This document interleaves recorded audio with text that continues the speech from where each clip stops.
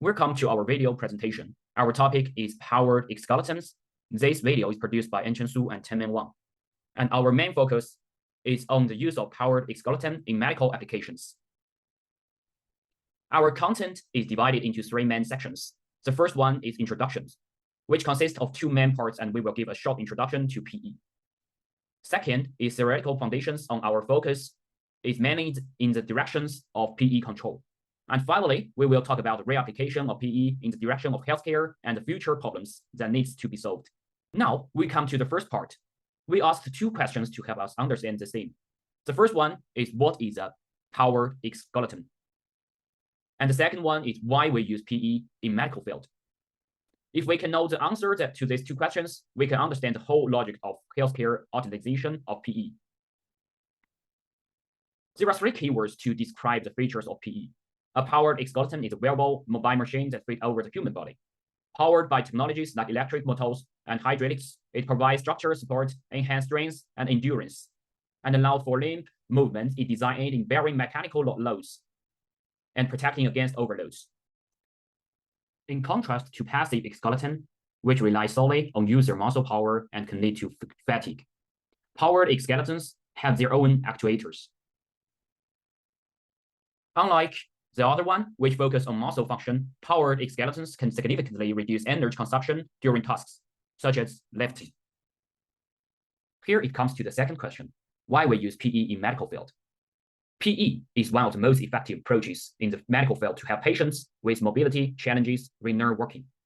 Training with exoskeletons not only positively influences a patient's physical recovery, but also has a significant impact on their mental well-being. Here we have a video to show what we have said. Your legs, your brain sends electrical signals to the muscles to tell them to move. This suit detects those signals, and that's what makes it move. So, if you can't move your arms or your legs, the suit still detects the signals, and so it can walk for you. For example, if I stop my arm from moving, but flex the muscles, it still detects the will to move the legs. Your legs, your... So this video is about the second point we just summarized for brain control PE, which we can use to get patients who are unable to move treated. After we have learned about PE, we have this question of how he was developed and what is his history. There are three stages of this exoskeleton. Stage one is the invention of passive exoskeleton, such as devices developed by Russian engineer. And the second stage, emergence of active exoskeletons like the Hardyman suit joint developed by General Electric and the US Armed Force. And the stage three is applications of exoskeleton in medical rehabilitation, including the test of active exoskeletons of rehabilitations of paralyzed patients led by Professor Biorobotics. This video shows the first PE in the world, which is invented in the US. And by the way, this professor invented the third picture. He is also the inventor of the ZMP robot. So we just happen to make a connection between the two assignments in this course. Built to serve as a mechanical analog for investigating the problems associated with the locomotion, stability, control, and structural design of weight-carrying robots.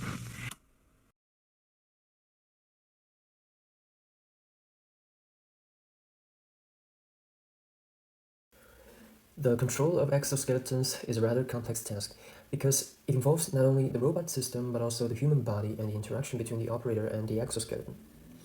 The interaction takes place on two levels. We distinguish between the so-called cognitive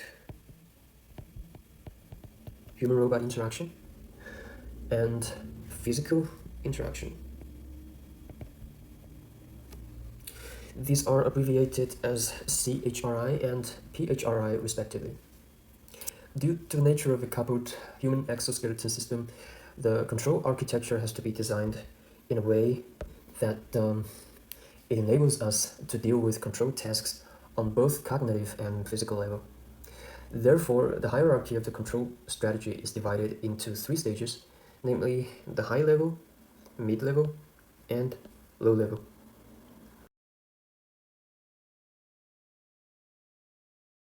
To design a controller that is specifically suited for exoskeleton applications, we need to first ask ourselves, what is exactly the control task to be solved, and what is the ultimate goal we want to achieve in the end? Since we're looking at physical human-robot interaction, which entails the interplay between the motion and forces of human and robot systems, the following questions arise naturally. So, should I move my arm or leg to control the exoskeleton? Or does the wearable robot, move my body?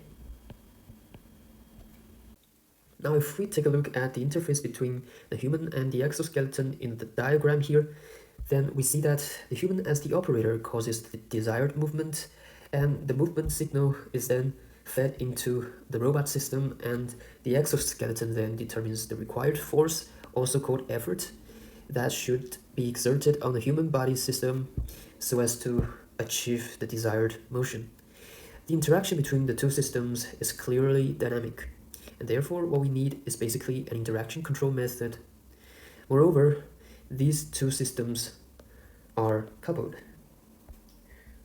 They are coupled systems, and what is special about them is that they are usually extremely complex, and they are often modeled using a so-called bound graph to depict the connection of the mechanical systems with interaction boards. So the concrete control approach apparently depends on the intended purpose of the exoskeleton. In empowering applications, the exoskeleton serves to enhance the physical capabilities of the human as the operator. And the type of controller used here is called zero force controller. In the control loop shown here, we see that the interaction force F between the exoskeleton and the human wearer is taken as feedback, and the desired force is set to 0, so that the exoskeleton can provide force support to the user when external load is applied. In this way, the controller can respond very quickly to the operator's desired movement. The control law is therefore written as follows. The manipulated variable u is equal to the gain factor kf times the error desired force minus the current interaction force. Another use case of exoskeletons is to provide assistance to the patient in medical rehabilitation. Here we distinguish between two different functions of the exoskeleton. First is the active assistance, and second, the exoskeleton can also provide passive assistance. And during treatment of the patient, the exoskeleton serves as essentially a therapist, and the physiotherapist, what he does is that he defines the reference trajectory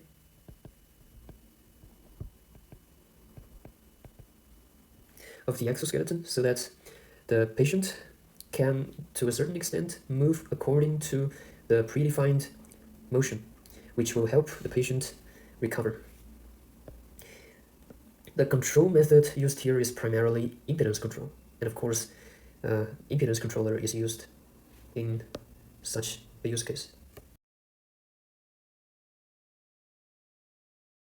So now, the control task of the human exoskeleton system can be summarized as an interaction control problem.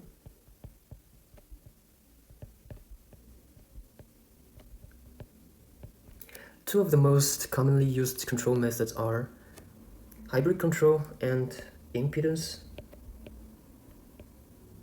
or admittance control. Let's first take a look at hybrid control. This control method is essentially a combination of both position control and force control. Position control takes place in selected directions, while force control is performed in remaining directions. Here is a diagram showing the basic working principle of hybrid control. Now let's dive into impedance control. This is the most common approach to control the interaction forces between human and exoskeleton.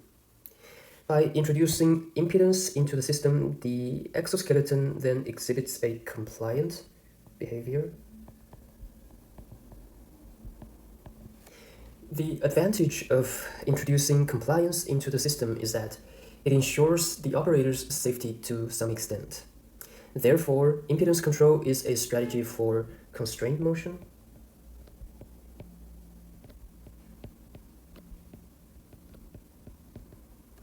instead of a concrete control scheme. So what exactly is impedance?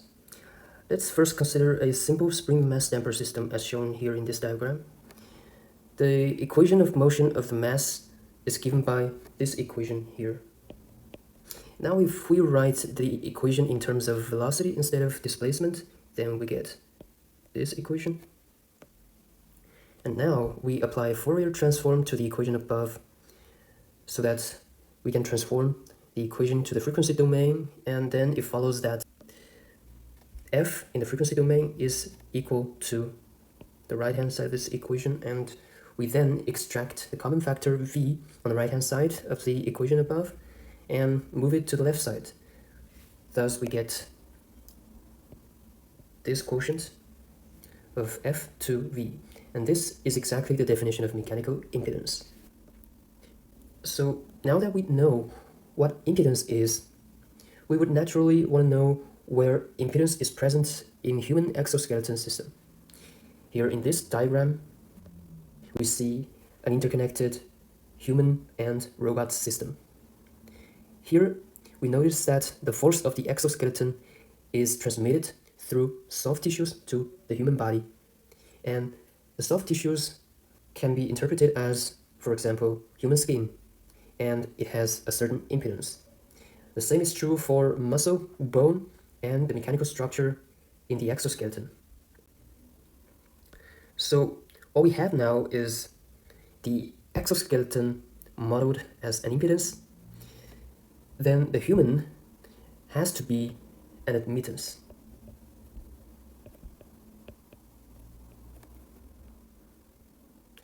So what is then the objective of impedance control? Now that we know where impedance is present in the interconnected human and exoskeleton system, we would want the exoskeleton to adapt its impedance to a particular impedance of the wearer, the human. And also the human will try to adjust to the robot's impedance. And to express this goal of impedance control, we can write it mathematically as follows. The closed loop impedance ZC J omega minus ZT J omega. The modulus of the difference of the impedance should be smaller than a defined tolerance. Now we have sufficient knowledge to develop the control algorithm for exoskeleton. First, let's take a look at the dynamics equation of the exoskeleton robot in the joint space, which can be written as an inertia term HQ times the acceleration of the generalized coordinates plus smaller HQ Q dot equal to the actuator torques plus the transposed Jacobian times external force. And of course, all these variables are vectors and matrices. Similar to this dynamics equation, we also have the environment or human dynamics model as shown here. The exoskeleton wearer's desired trajectory is defined as QD in a joint space. And this desired trajectory has to also satisfy the equation above according to human dynamics model. So the control law that introduces impedance behavior of the exoskeleton in the Cartesian space can be written as follows. The actuator force F is equal to an inertia matrix times delta 2 dots plus B matrix times delta dot plus K matrix, the stiffness matrix times delta, with delta being defined as the difference between the desired trajectory and the actual trajectory. These matrices M, B, and K are modifiable, and they are chosen by the controller designer to achieve the desired behavior of the system, namely the target impedance, ZT. The direct effect of the control law shown above is that a compliant behavior can be observed in the robot.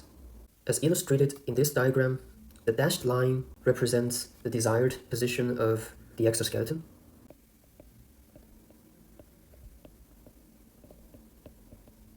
whereas the solid line represents the actual position of the exoskeleton.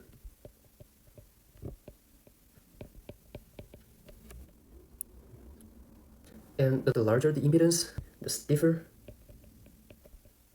the control mechanism becomes. Note that right now, using impedance control, exact position control cannot be achieved. But if we increase the impedance further, when the target impedance goes to infinity, then exact position control can be achieved. So after we have understood the theory, how do we actually apply it? I will introduce you all several important application directions of PE. There are 4 main parts of PE optimization in the medical directions. There are stationary and mobile respectively, and then divided into upper limbs and lower limbs. After combination, 4 different PEs can be used. There are stationary lower body, stationary upper body, mobile lower body, and mobile upper body. I will introduce a stationary lower body exoskeleton. Here, I'm quite curious, how were patients trained in the treatment before exoskeleton was invented? There are some problems we must face. The first is highly labor-intensive, 2 or 3 physical therapists to provide the necessary support. And the second is high physical load for the therapist. And the last one is the limitations due to the physical capacity of the single therapist. Now that we have modern exoskeletons, what are the new possibilities in medical rehabilitation? We can use machines for patient lifting and computers for guide adjustment and speed control, as well as appropriate interactive software on the front monitor to give positive feedback to the patient. I once saw an exoskeleton called Hand of Hope that we can wear on our hand. Could you tell me what it is and how it works? Hand of Hope is an upper-named exoskeleton that works with electromyography. Which target group is the exoskeleton Hand of Hope designed for? Hand of Hope is intended for the rehabilitation of patients with cerebrovascular injuries with spinal cord injuries. And Hand of Hope has state-of-the-art technology that combines advanced in robotic and neuroscience, allowing the recovery of movement of the paralyzed hand or arm. For this, it has interactive games that allow patients to recover an alteration produced in the shoulder, arm, or hand. As you can see, this is an interactive game. After understanding some of the real-world applications, we should rather talk about what problems PE is still facing and where it needs to be improved in the future. Our ultimate goal is to make a medical version of Iron Man. As shown in the image, this is our version of what a future PE should look like. Rendered using generative AI, it can adapt to various body positions and facilitate interactive adjustments, leading to improvements in both the physical and psychological aspects of the patients. So what are the challenges we are currently facing in exoskeletons, and how do we overcome them to see better, improved versions of exoskeletons in the future? Yeah, as you can see, there are 3 main problems we must improve. The first one is power. Wired option limit the scope of exoskeleton usage with heavy batteries and short operation time. And the second one is the cost. Some medical exosuits can cost 80,000 per unit, and even affordable option cost as much as 30,000. So we have a solution. Robotic as a survey can reduce industry applications cost, but is still not suitable for consumers. And the third one is the comfort and range of motion problem. While wearable robotics can prevent many strains and injuries, they are often not comfortable. They can be heavy and awkward, and the way they strap onto user body can cause uncomfortable or even painful friction. I see. Thanks so much for clearing up all my questions regarding exoskeletons. Apparently, there is still a long way to go before exoskeleton technologies eventually mature. Hopefully, we can see more of them in real life and maybe even be able to purchase them as products in a not so distant future.